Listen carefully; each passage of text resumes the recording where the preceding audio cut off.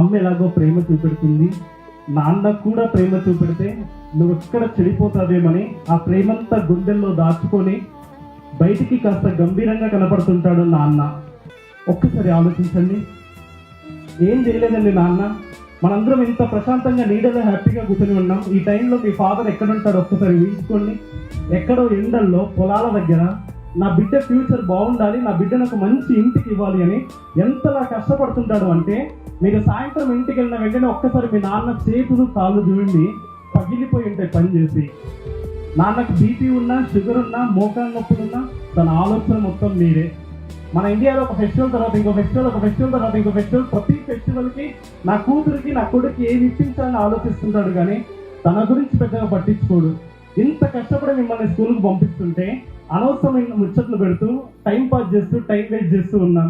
ఇక నుంచి అయినా అందరి పట్ల మంచిగా ఉందాం, అమ్మ నాన్న గర్వపడే పని చేద్దాం.